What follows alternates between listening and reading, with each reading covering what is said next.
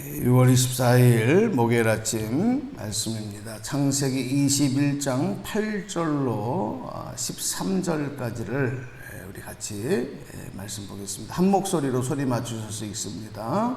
8절 시작. 아이가 자라매 젖을 떼고 이삭이 젖을 떼는 날에 아브라함이 큰 잔치를 베풀었더라. 사라가 본즉 아브라함의 아들 애굽 여인 하갈의 아들이 이삭을 놀리는지라. 그가 아브라함에게 이르되 이 여종과 그 아들을 내쫓으라. 이 종의 아들은 내 아들과 이삭과 함께 기업을 얻지 못하리라 하므로 아브라함이 그의 아들로 말미암아 그 일이 매우 근심이 되었더니 하나님이 아브라함에게 이르되 내 아이나 내 여종으로 말미암아 근심하지 말고 사라가 내게 이른 말을 다 들으라. 이삭에게서 나는 자라야 내 씨라 부를 것임이라. 13절. 그러나 여종의 아들도 내 씨니 내가 그로 한 민족을 이루게 하리라 하신지라. 아멘, 아멘, 할렐루야. 여러분, 하나님께서는 우리의 모든 연약함과 문제를 해결하실 뿐만이 아니라 하나님이 약속하신 구원을 이루어 가시는 분입니다. 그래서 우리가 항상 하나님의 질서 안에서 하나님이 약속하신 말을 따라갈 때에 진정한 평화와 기쁨을 누릴 수가 있는 거예요. 인간의 방법으로 이룬 것이 잠시는 인간에게 기쁨을 줄 수도 있고 또 평안을 줄 수도 있지만 얼마 가지 않아서 다시 근심거리로 바뀌게 되는 것입니다. 아브라함 가정에 일어났던 정말 큰 오랫동안의 고민이 그 후사 아들을 얻지 못하는 일이었는데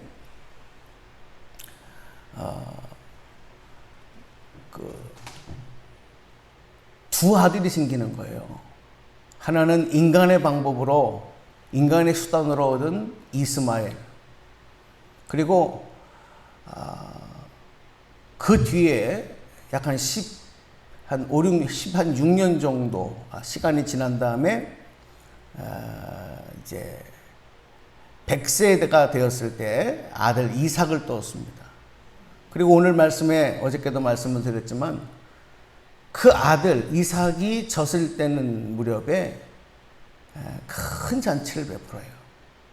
경사고 기쁨이고. 그런데 그 잔치를 베풀고 나서 그 기쁨이 계속 가느냐? 그게 아니라 그것이 다시 근심거리가 되었다. 11절 보니까 아브라함이 그의 아들로 말미암아 그 일이 매우 근심이 되었더니 그랬습니다.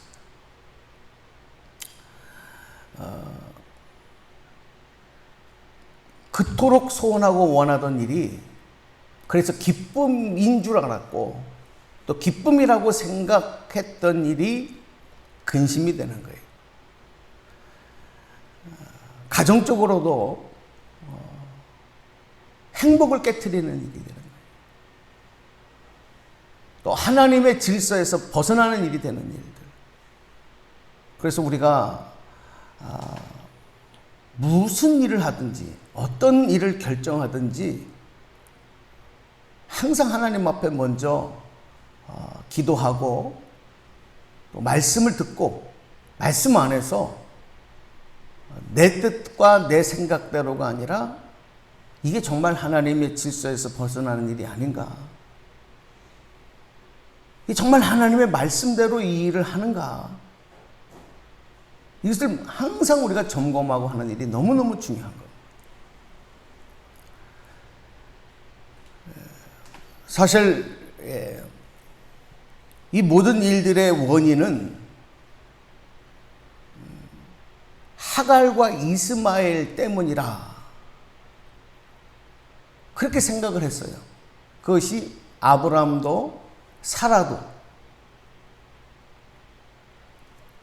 귀하게 얻은 하나님의 축복의 약속의 아들인 이삭을 괴롭히는 이스마엘로 인해서 근심이 되고 문제가 된다. 그렇게 생각을 하지만 여러분, 그 문제는 누구 때문에 생겼습니까? 바로 사라 때문에, 아브라함 때문에, 자신들 때문에 생긴 거예요. 어제도 그런 말씀을 드렸어요. 하나님의 질서 속에서 뿌린 대로 거둔다는 진리는 변하지 않는다. 참지 못하고 기다리지 못하고 인간적인 수단으로 행했던 일이, 그 열매가 오늘 나에게 큰 근심거리가 되는 거예요.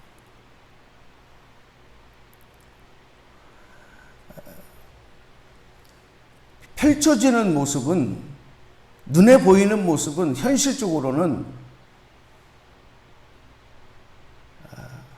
하갈의 아들 이스마엘이 이삭을 놀리고 희롱하는 모습으로 나타나요.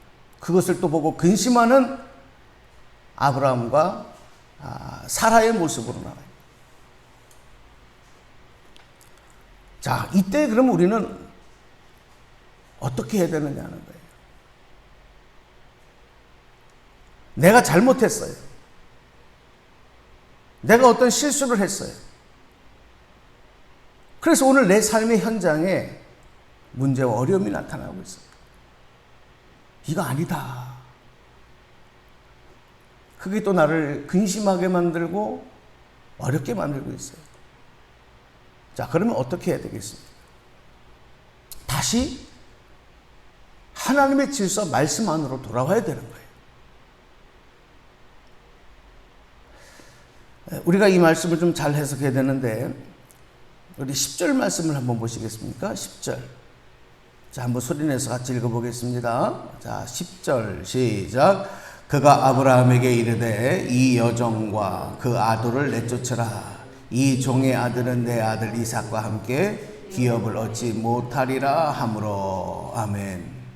자, 이게 지금 사라가 남편 아브라함에게 요청하는 내용인데, 이 말을 두 가지로 해석을 할 수 있어요. 첫 번째는 사라가 자기가 낳은 아들 이삭을 보호하기 위해서 남편에게 첩이 낳은 아들 이삭은 내쫓아라, 이렇게 요청하는 것으로 지금 해석할 수가 있어요.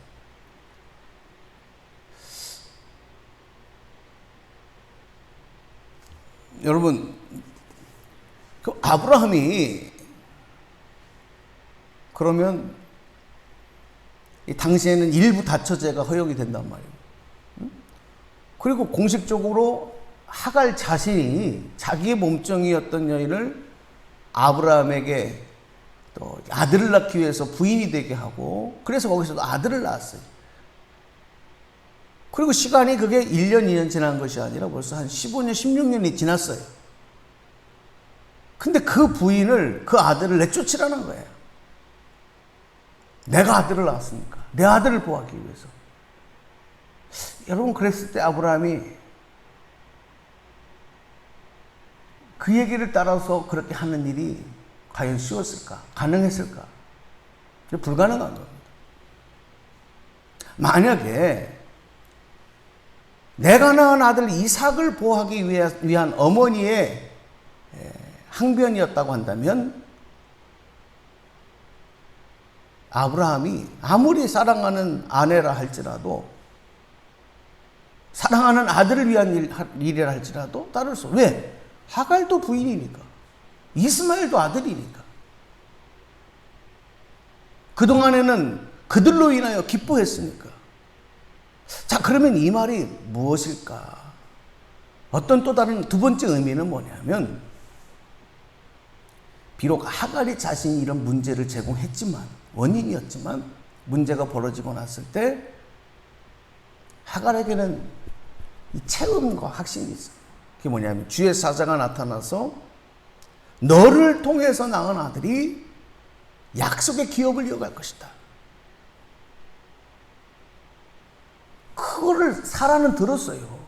알고 있어요. 다 아브라함의 씨로 난 이스마엘과 이삭이지만,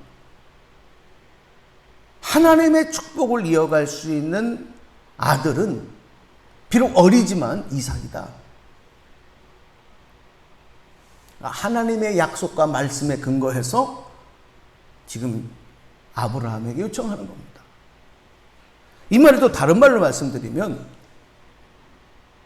다시 하나님의 질서 말씀 안으로 들어왔다는 거예요. 그리고 하나님의 말씀에 의거하여 지금 요청하고 있다는 것으로 해석이 되는 것입니다. 자, 그 이야기를 듣고 아브라함이 근심했다라고 했습니다. 고민하는 거예요. 이거 어떻게 되느냐. 아까 제가 말씀드린 대로 이러지도 저러지도 못하는 상황이 된 거죠.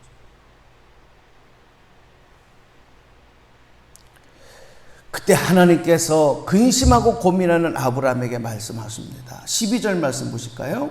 다시 한번 하나님의 질서, 하나님의 말씀을 확신시켜 주시는데 12절 읽어보겠습니다. 시작. 하나님이 아브라함에게 이르시되 내 아이나 내 여종으로 말미암아 근심하지 말고 사라가 내게 이른 말을 다 들으라.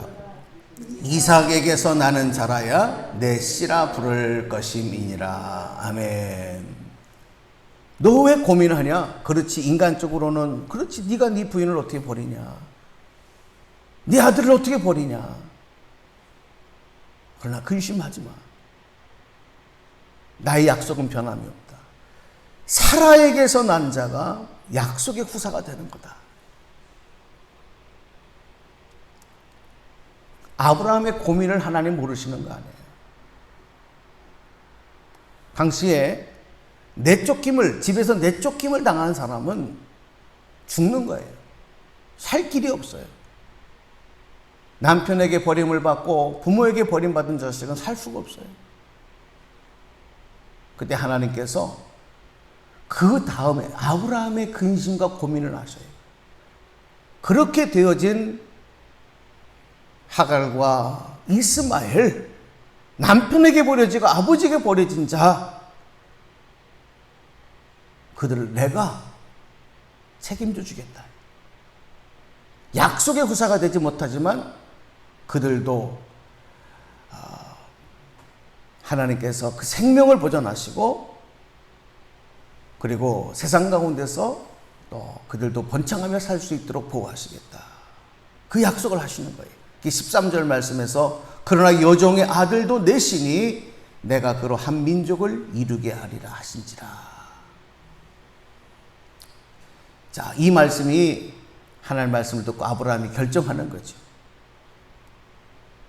눈물을 머금고 하갈과 이스마엘을 내쫓는 겁니다. 내보내는 겁니다.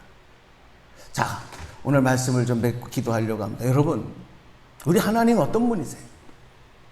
질서를 지키시고 하나님 약속한 바를 이루어 가시는 하나님이지만 거기서 희생당하는 사람은 그러면 하나님이 내버려 두시냐? 아니에요.